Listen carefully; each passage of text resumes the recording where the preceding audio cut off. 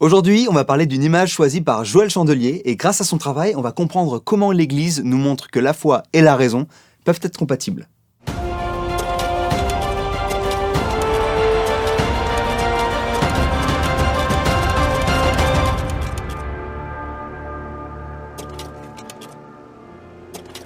Voici un tableau devant lequel on ne s'attarde pas souvent quand on visite le Louvre où il est conservé aujourd'hui. Peut-être parce qu'il est trop compliqué, un peu confus ou parce qu'il est trop médiéval. Il s'appelle Le Triomphe de Saint Thomas d'Aquin.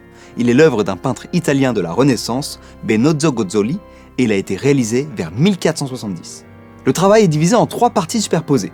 En haut, le Christ. Il bénit de sa main droite et les rayons du soleil qui émanent de lui montrent sa protection. Il est entouré de 6 fondateurs du christianisme, Moïse, Saint Paul et les 4 évangélistes, Matthieu, Marc, Luc et Jean. Dans le deuxième tiers, on trouve Thomas d'Aquin en majesté, au centre de la composition. Comme le veut son statut, ce moine dominicain du XIIIe siècle porte une auréole. Mais les rayons qu'il diffuse autour de lui partent des livres qu'il a sur les genoux. On y lit une citation de la Bible et un extrait de son propre ouvrage, La Somme contre les gentils, qui est un traité de théologie qui a pour but de justifier la foi catholique contre les infidèles.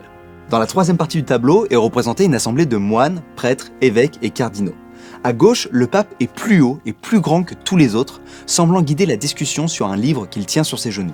Malgré cette disposition hiérarchique plutôt classique, le message du tableau n'est pas si simple, et Joël Chandelier nous l'explique.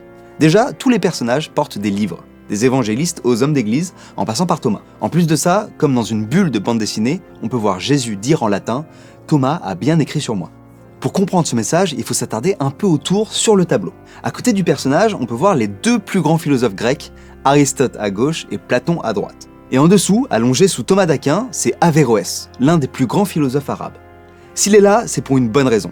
Averroès, ce n'est pas un philosophe quelconque. C'est un grand commentateur d'Aristote et de Platon, qui est souvent considéré à l'époque comme sulfureux.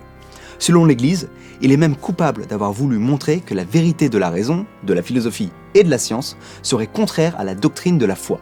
En étant allongé ici, sa pensée est littéralement piétinée par Thomas d'Aquin, qui lui a su réconcilier les enseignements du Christ, en haut, avec ceux des philosophes païens, à ses côtés, pour les transmettre à l'Église, en dessous de lui.